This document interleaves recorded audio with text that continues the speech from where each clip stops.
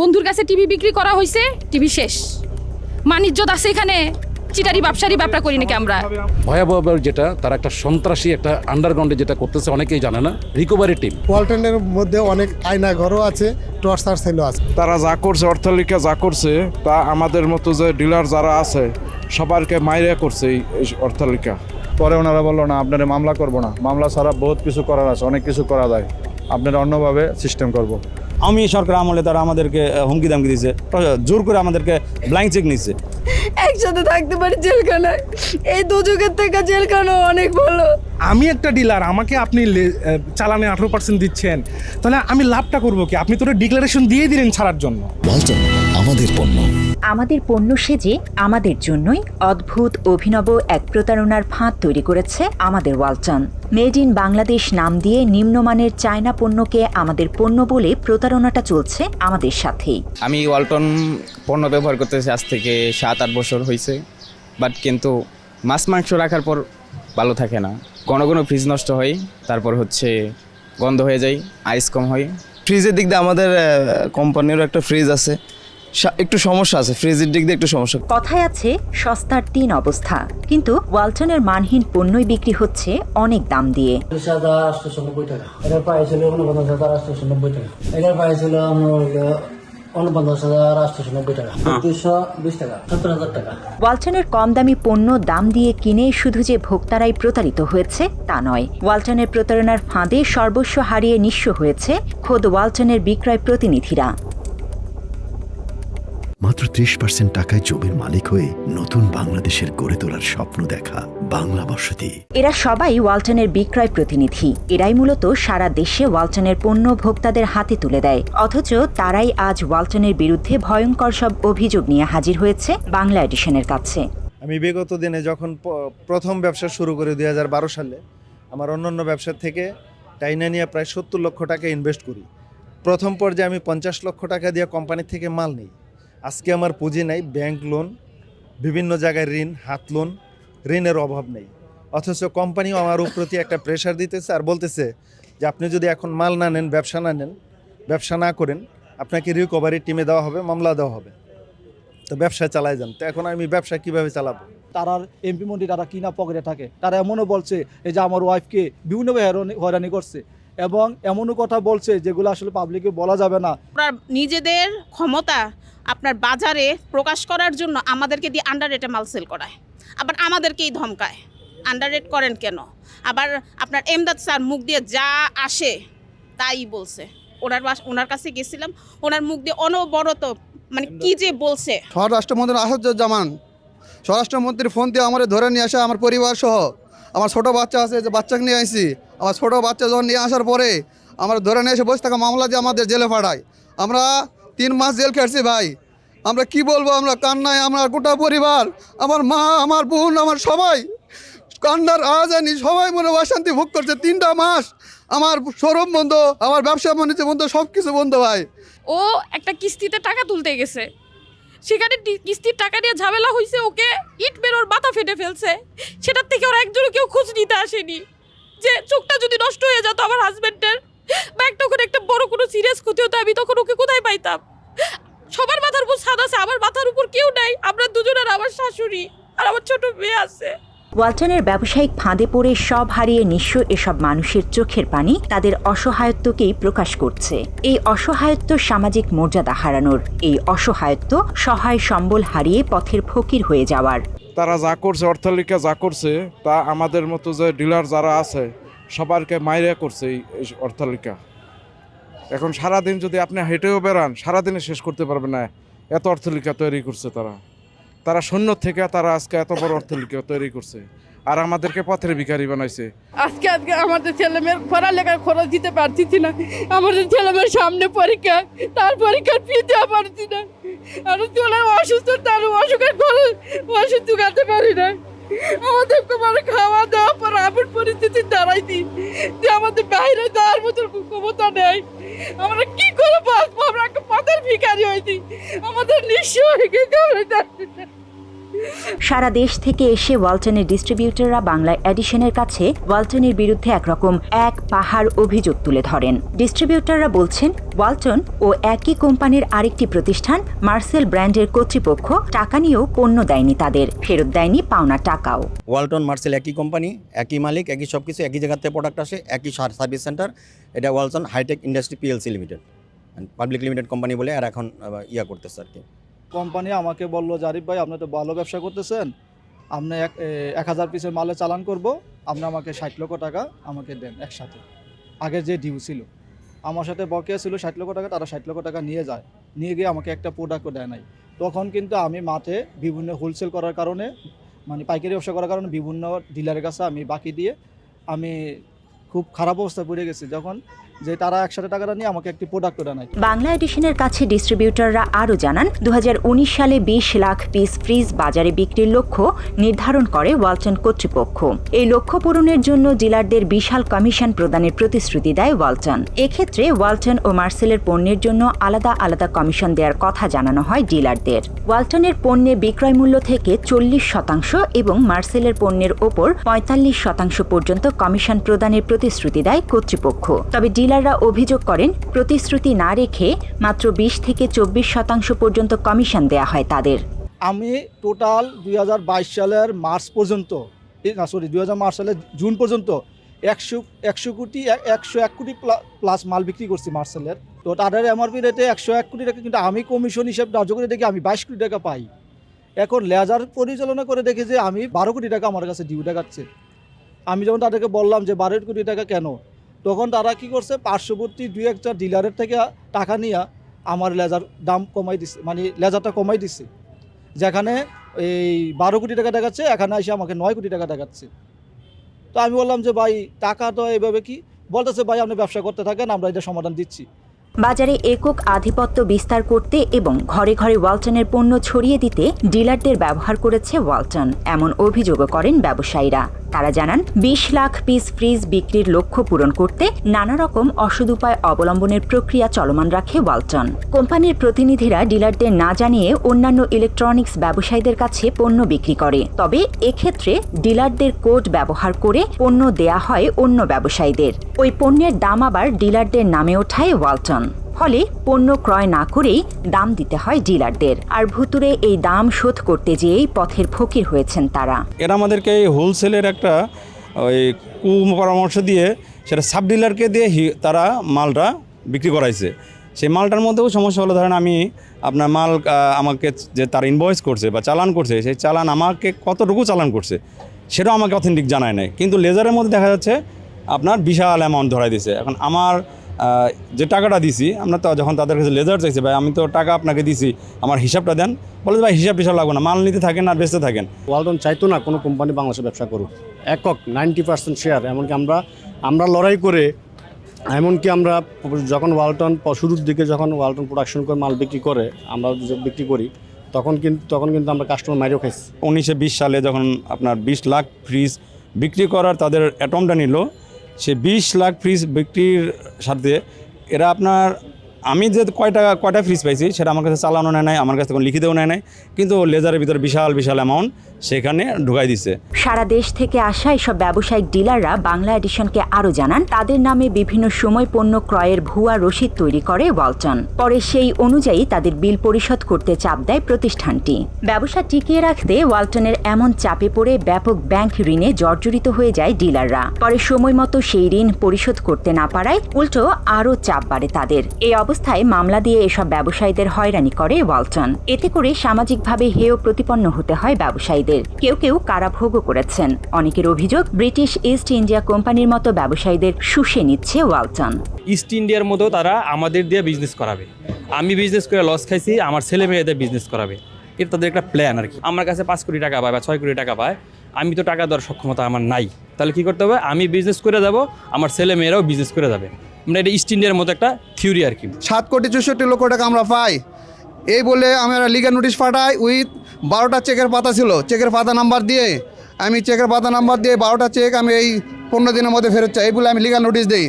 Legal নোটিশের পরই তারা আমাদের মামলা করে দিয়ে আমার গোটা পরিবার সহ হেনস্থ করে আমরা 3 মাস জেল কাটছি ভাই। এত কষ্ট এটা কথা বলা যাবে না ভাই। ওনারা বাটপারি চিটারি করবে, আর এগুলো বলতে গেলে আমাদের দোষ, আমাদের নামে মামলা দিবে।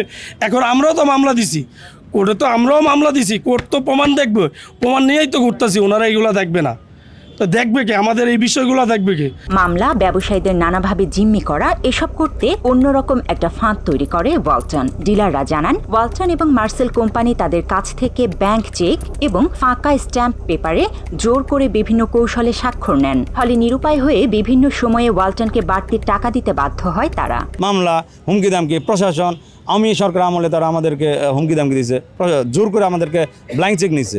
ব্যাংক স্টাম্প নিত, লিখিত স্টাম্প নিতে হবে, তখন আমরা দিতে বাধ্য হইতাম, তখন তো আমরা বাধ্য হইতাম। এবং পেট আমাদের যে দোকানে পেট আছে, ব্ল্যাঙ্ক পেটের মধ্যে আমাদের সিগনেচার নিয়ে রাখছে। ওয়ালটনের এসব অসঙ্গতি তুলে ধরার পাশাপাশি ব্যবসায়ীরা বাংলা এডিশনকে বলেন, বাংলাদেশি পণ্য বলে প্রচার করলেও ওয়ালটনের বেশিরভাগ যন্ত্রাংশ নিয়ে আসা হয় চীন থেকে। তারা বলে যে আমরা তৈরি করতেছি, কিন্তু আসলে এর ভিতরের খবরটা আমরা হয়তো বলতে পারবো না।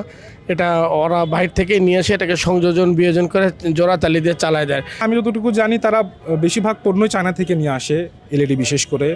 আর এলইডিটা বোধহয় ওনারা যেখান থেকে নেয়, স্যামসুই কি আকাই থেকে ওনারা প্রোডাকশন করে নেয়।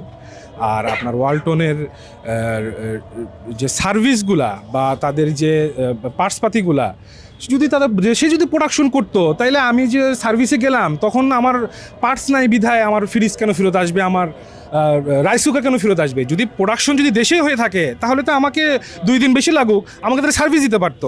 এছাড়া টিভি, ফ্রিজ, কম্পিউটার, বাইক সহ ওয়ালটনের বেশিরভাগ পণ্যের গুণগত মান নিয়েও প্রশ্ন তোলেন ডিলাররা। এক্ষেত্রে ওয়ালটনের পণ্য বিক্রি করে ভোক্তাদের কাছে নানাভাবে অপমান, অপদস্থ হতে হয়েছে বলে অভিযোগ করেন তারা। একটা রাইস কুকার বিক্রি করছি, কতবার যে ওই রাইস কুকার নিয়ে, ওনার অত আর্থিক অবস্থা ভালো না, ওই রাইস কুকারটা ওনার কাছে অনেক দামি। উনি বলতেছে 1 ঘন্টা লাগে ভাত হতে। বন্ধুর কাছে টিভি বিক্রি করা হয়েছে, টিভি শেষ। মানিজ্যত আছে এখানে, চিটারি ব্যবসারি ব্যাপার করি নাকি আমরা? এখনও যেগুলো প্রোডাক্ট, যেমন মোবাইল যদি কেউ বলা হয় যে ওয়ালটনের ফোন ব্যবহার করেন, তারা আগেই বলে যে না ভাই, ওয়ালটনের ফোন কখনো ব্যবহার করা যাবে না, আপনাদের ফোন গরম হয়ে যায়, আপনাদের ফোনে চার্জ থাকে না, আপনাদের অনেক সমস্যা। ইন্টারন্যাশনাল ব্র্যান্ডের একটা ফ্রিজের সিস্টেম হচ্ছে আপনার 25% বা 30% ডিপ থাকবে, 70% নর্মাল থাকবে। তারা করে 50 বা 55% ডিপ করছে, আপনার 45% নর্মাল করছে। এই ক্ষেত্রে প্রোডাক্ট নষ্ট হবে, খাবারে গন্ধ হবে, কিন্তু তারা কিন্তু এটা মানতে রাজি না। দায়ভার দিয়ে দেয় দোকানদারের উপরে, যত ঝামেলার দোকানদার, তাদের কোনো কিছু না। ওয়ালটন তাদের পণ্যে বিভিন্ন মেয়াদের ওয়ারেন্টি দেওয়ার কথা বললেও সেটি মানা হয় না কখনোই। সার্ভিসের নামে হয়রানি করা হয় গ্রাহকদের। হোম সার্ভিসের নিয়মের কথা বলা হলেও সেই সেবাও দেয় না ওয়ালটন। একই সঙ্গে নিয়ম না মেনে হুটহাট পণ্যের দাম বাড়িয়ে জিম্মি করা হয় ব্যবসায়ীদের। এত সব অভিযোগও করেন ডিলাররা।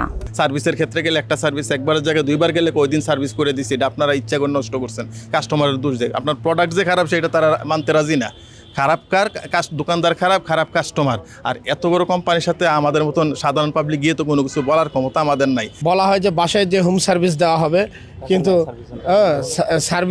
সার্ভিস সেন্টারে তারা আগে টাকা নেয় যে আপনার এই সার্ভিস বাবদ এত টাকা, 500 টাকা দেন, জমা দেন, তারপর আপনাকে ফোন দিয়ে বলা হবে যে আপনার জিনিসটা কি লাগবে। এরকম পাবলিকের কাছে গেলে এই জন্য আস্তে আস্তে পাবলিকের আস্থা অনেক কমে গেছে। এদের এমন একটা পলিসি যে মানে অনেক সময় দেখা গেছে পণ্যের দাম কমাই দিছে, বিভিন্ন অফারতে দাম কমাচ্ছে। আমার কয়েকবার দেখা গেছে, একবার 83 এলইডি দিয়ে আগের দিন এলইডি দিছে, পরের দিন 3000 করে দাম কমাই দিছে।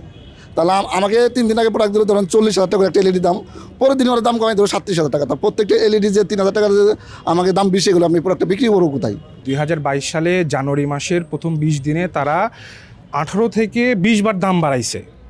18 থেকে 20 বার দাম বাড়াইছে। কি সমস্যা? ডলারের দাম বেড়েছে। তো ডলারের দাম বাড়ছে, তুমি আজকে যে মালটা কিনে নিয়ে আসছিস সেটা তুমি 3 মাস পর প্রোডাকশন করবা, 3 মাস পর দাম বাড়তে পারে। তুমি যে মালটা আমাকে এখন দিচ্ছ সেটা তো তুমি 3 মাস আগে নিয়ে আসো নাই। তো তারা আমাদের মাধ্যমে অনেক বাটপারি করছে, আমরা কিছু বলি নাই, কারণ তারা অনেক বড় কোম্পানি। এত অভিযোগ থাকা সত্ত্বেও আওয়ামী লীগ এবং প্রশাসনের ভয় ভীতি দেখিয়ে ব্যবসায়ীদের নিয়ন্ত্রণ করতেন ওয়ালটন কর্তৃপক্ষ, এমন দাবি করেন ব্যবসায়ীরা। কোনো কিছু বললেই আইনের ভয়, এই করবে সেই করবে, কারণ তারা তো আমার আয়নাগর সহ দেখাই আনছে যে ইয়ে করে রাখলে আপনি কি করবেন। আসলে তো এদের বিরুদ্ধে কোনো কিছু করার আমার ক্ষমতা নাই। একটা কোম্পানি 15 বছর টিনের ব্যবসা থেকে আজকে হাজার হাজার কোটি টাকা মালিক হয়, 15 বছর তাদের এত গ্রোথ এই আওয়ামী লীগের ছত্রছায়া তারা এই গ্রোথগুলো করছে। এছাড়া আলোচনা করার নামে ব্যবসায়ীদের ওয়ালটনের প্রধান কার্যালয় নিয়ে নানাভাবে ভয়ভীতি দেখানো হতো বলেও জানান ডিলাররা। তারা বলেন ওয়ালটনের নিজস্ব টর্চার সেল রয়েছে, আর সেখানে নিয়েই সাবেক প্রশাসনের বিভিন্ন কর্মকর্তাদের দ্বারা নির্যাতন করা হতো তাদের। গ্লাস কালারের রুম আছে, ওই রুমের মধ্যে আমাকে নিয়ে প্রায় 12-13 জন, হ্যাঁ, আপনার যে সাবেক এসপি থাকে, তারপরে সাবেক আপনার ওসি, হ্যাঁ, আবার হচ্ছে গিয়ে আওয়ামী লীগের কিছু ক্যাডার ম্যাডার ওরা আমাকে নিয়োগ দিয়ে রাখছে। তাদের হেড অফিসে একটা আয়নাগর বা একটা টর্চার সেলের মতো আছে। আমি একদিন গিয়েছিলাম সেখানে, আমাকে ডেকে নিয়েছিল যে আপনার কাছে এত টাকা পায়, আপনি সেইগুলা পরিশোধ করেন। কিন্তু ওই টর্চার সেলে গিয়া সেখানে কাদের বসাইছে জানেন?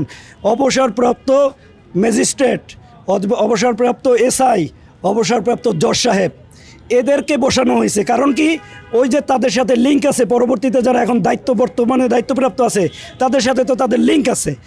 এখানে তারা বসে 8-10 জন, একজন বলে উনি সাবেক ওসি, আর একজন হলো সাবেক এসপি, এবং তারা 8-10 জন বসে আর আমাদেরকে 1 লাখ টাকা ডাকে আমাদেরকে ব্রেন টর্চার, বিভিন্ন প্রশ্ন, ওখানে প্রশ্ন জর্জরিত করে ব্রেন টর্চার করে আবার আপনার টাকা ঢুকান, আবার নতুন করে টাকা দেয় এবং স্টাম্পের মধ্যে লিখিত নিত। ওরা ওইখানে আমাদের একজন 1-to-1 কথা বলে নিয়ে যাওয়ার পরে ওদের ওইখানে ওরা 10-12 জন থাকে, বিভিন্ন ধরনের কথা বলে, বিভিন্ন ধরনের হুমকি দেয়। এতে দেখা গেছে আমাদের অনেকেরই মানসিকভাবে, শারীরিকভাবে এবং সম্মানহানি করেছে। ইভেন আমাদের এক ভাই আছে, তাকে তারা গায়েও হাত তুলেছে। অবসরপ্রাপ্ত ওসি, এসপি, আগে নাকি মেজর ছিল, এরাই বিভিন্ন ধরনের অফিসাররা আইসা, মানে আমি একা, তারা যখন এইভাবে গুল করে বসে আমার কথা বলে, বিভিন্ন ভয়ভীতি দেখায়, আমি তো ওই ভয়ভীতির কারণ না, তারপর আমার ভয়ভীতি দেখাইছে, অনেক ভয়ভীতি দেখাইছে, আমার গায়ে হাতও তুলছে। ওয়ালটনের চেয়ারম্যান এবং কর্তৃপক্ষের কাছে বারবার অভিযোগ দেওয়া সত্ত্বেও কোনো প্রতিকার পাননি ব্যবসায়ীরা। এটা তো টোটাল ম্যানেজমেন্টই জড়িত ভাই, কারণ একটা পলিসি করতে গেলে কোম্পানি ঊর্ধ্বতন কর্মকর্তা ছাড়া তো কোনো পলিসি আপনার অবলম্বন করতে পারে না। তাদের তো বিভিন্ন টিম আছে মার্কেট পর্যবেক্ষণ করে, কিন্তু তাদের কাছে যাইলে হয়তো 2-4 জন খারাপ করছে। 2-4 জন যদি খারাপ করে থাকে, দেশে হাজার হাজার ডিলার ক্ষতিগ্রস্ত কিভাবে হইল? 23 সালের ফেব্রুয়ারিতে এসে আমি বন্ধ করে দিই, ভাই আমি আপনাদের হিসাব অনেক গরমিল পাইতেছি, আমি আর সেল করবো না।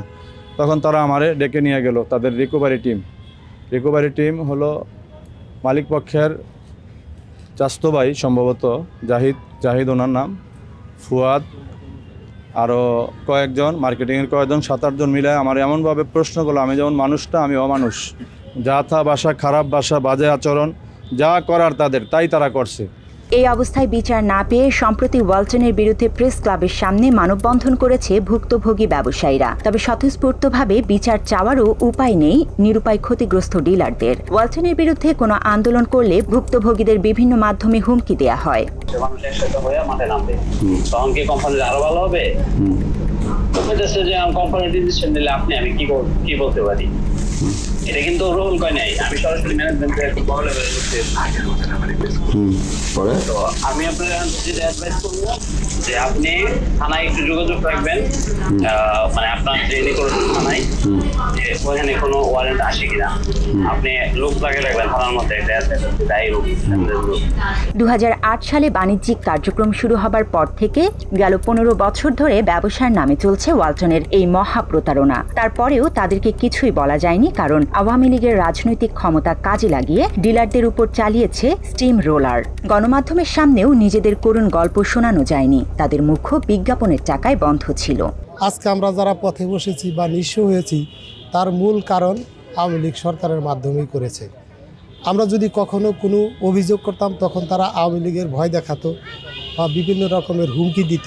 কোথাও কোনো বিচার না পেয়ে অন্তর্বর্তী সরকারের প্রতি ঘটনার সুষ্ঠু তদন্তের অনুরোধ জানিয়েছেন ওয়ালটনের ডিলাররা। একই সঙ্গে প্রকৃত অপরাধীদের খুঁজে বের করে আইনের আওতায় নিয়ে আসার দাবি তাদের। এছাড়া ওয়ালটনের থেকে পাওনা টাকা ফেরতের ব্যবস্থা না হলে আত্মহত্যা ছাড়া উপায় নেই বলেও আর্তনাদ করেন ব্যবসায়ীরা। আমি আর সুষ্ঠু বিচার চাই। আমি যদি এই সুষ্ঠু বিচার না পাই, আমার আত্মহত্যা করতে পারতাম। আমি ফ্যাক্টরির সামনে আত্মহত্যা করবো, আমি সোজা হিসাব ভাই বলে দিলাম। অনুরোধ করে বলবো মাননীয় সরকারকে অন্তত আমাদের আমরা ন্যায্য দাবি চাই, অন্য কিছু আমরা চাই না। আমাদের সুব্যবস্থা করে দেয় আমাদের মাননীয় সরকার। আমাদের পাওনাটা বুঝাই দিলে হইব। আমগো হ্যাগো কাছে কোনো পাওনা নাই গা, কিন্তু আমরা যা পাবো আমগো ডকুমেন্ট অনুযায়ী, প্রমাণ অনুযায়ী আমগোটা আমার বুঝাই দিলে হইব। এটা একটা বিচারের আওতায় নিয়ে আসা এবং আমাদের যারা ডিস্ট্রিবিউটর আসি, যারা ডিলাররা আসি, তাদের একটা দাবি যে আমাদেরকে অবশ্যই ওয়ালটনের পুনর্বাসন করা এবং আমাদের ক্ষতিপূরণ করে দিয়ে দেন। আমরা ন্যায্য অধিকার আমাদের চাই, আমরা আমাদের সম্মানটুকু আমরা ফিরে চাই। আমরা যেন আমাদের সন্তানদেরকে নিয়ে যেন দুটো খায়ে যেন আমরা বাঁচতে পারি, আমাদের সেই সুযোগটা করে দিতে হবে। যে পার্সেন্টেজ তারা দেওয়ার কথা ছিল ওগুলো অ্যাডজাস্ট করে দিলে কোম্পানি থেকে প্রত্যেকটা ডিলারই কোনো না কোনো অ্যামাউন্টের টাকা পাবেই। আমি এটা সুষ্ঠু তদন্ত চাই। বাংলাদেশের জনগণের কাছে, সবার কাছে, বাংলাদেশ সরকারের কাছে আমি সুষ্ঠু বিচার চাই। আমলি দোষর হিসাবে তারা ক্ষমতার দাপট দেখিয়ে আমাদের পর যে পরিমাণ হয়রানি করেছে, এই মিথ্যা মামলা থেকে মুক্তি চাই এবং আমাদের সঠিক হিসাব নিষ্পত্তি করে দিয়ে আমাদের যে আগের ন্যায় ফেরত প্রেরণের জন্য আমি আবদার করি। আমাদের সুষ্ঠুভাবে আমাদের বিচার পাওনা, আমাদের সব কিছু বুঝাই দেখ। আমি বাংলাদেশের সবার কাছে আবেদন জানাচ্ছি, আমরা আর এভাবে ঘুরতে পারতেছি না। এই সরকারের কাছে, বিশেষ করে এই সরকারে আমার এলাকার একজন উপদেষ্টা আছেন, যুব ও ক্রীড়া মন্ত্রণালয়ের উপদেষ্টা জনাব আফসিদ মাহমুদ ভুইয়া সাহেব, ওনার মাধ্যমে ওনার দৃষ্টি আকর্ষণ করছি। ভাই সাহেব, আমি আপনার একজন এলাকার হিসাবে আপনি আমাদের এই বিষয়টাকে নজরে আনবেন, আমি সে প্রত্যাশা করছি আপনার কাছে। এ ব্যাপারে ওয়ালটন কর্তৃপক্ষের সঙ্গে যোগাযোগ করা হলেও কোনো তথ্য পাওয়া যায়নি।